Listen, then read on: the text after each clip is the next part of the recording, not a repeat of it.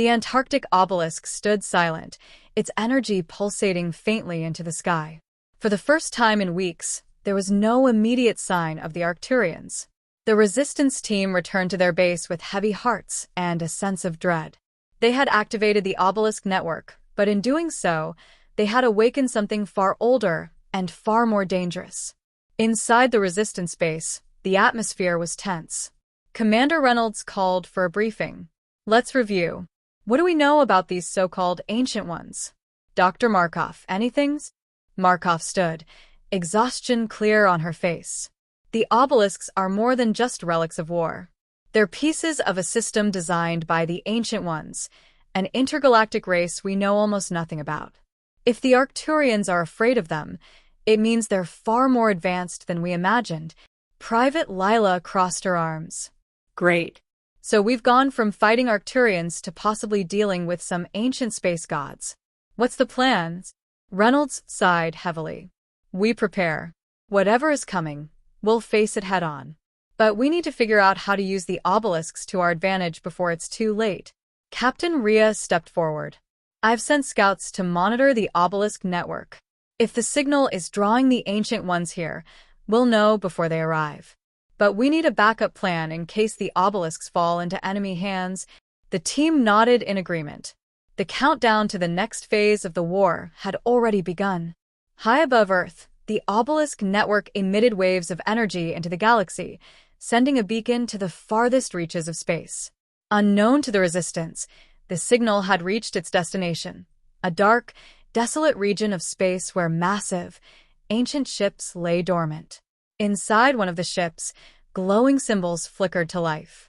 The hulls of the vessels began to hum as they powered up, their engines igniting after millennia of silence. These were the ships of the Ancient Ones, their designs unlike anything humanity or the Arcturians had ever seen. Aboard the lead ship, a towering figure emerged from stasis. Its body was a blend of organic matter and advanced technology, its eyes glowing with an eerie golden light. It spoke in a language that resonated across the fleet. The balance has been disturbed. The time to reclaim the obelisks has come. The ships began their journey toward Earth, moving faster than the speed of light. The Ancient Ones were no longer just a warning. They were now a reality. Back on Earth, the resistance scouts reported strange activity near one of the obelisks in South America. The team was dispatched to investigate, hoping to uncover more about the obelisks before the Ancient Ones arrived. The South American obelisk was nestled deep within a jungle, its surface covered in vines and moss. Dr. Markov examined the carvings, her brow furrowed. This obelisk has been tampered with. Someone or something has already tried to activate it. Lila pointed her weapon at a nearby clearing. Footprints. Recent. We're not the first ones here.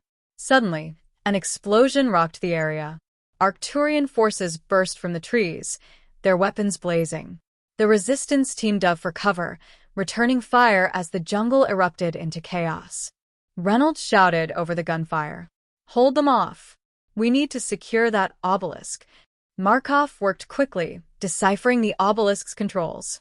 As she activated it, a hologram appeared, displaying a galaxy-wide map with several points marked in red. She gasped.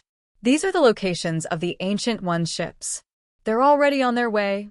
Rhea fired her rifle, taking down an Arcturian scout. How much time do we have? Markov's face was pale. Not enough.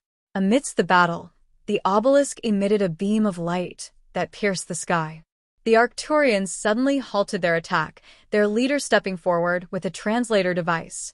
Stop, the alien commander growled. We are not your enemies now. The Ancient Ones will destroy us all if they reach your world. Reynolds held his fire, but kept his weapon raised. Why should we believe you? The Arcturian commander pointed to the hologram. You've seen the map.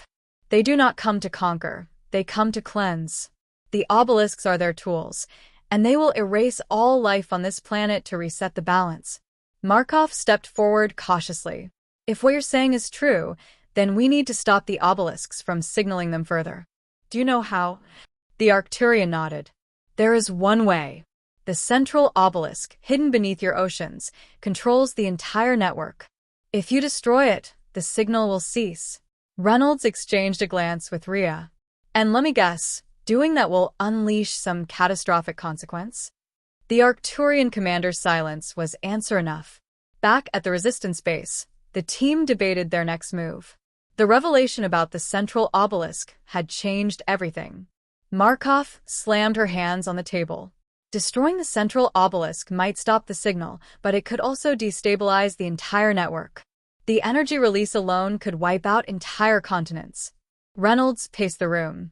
And if we don't destroy it, the Ancient Ones arrive, and we're wiped out anyway. It's a no-win scenario. Rhea leaned forward.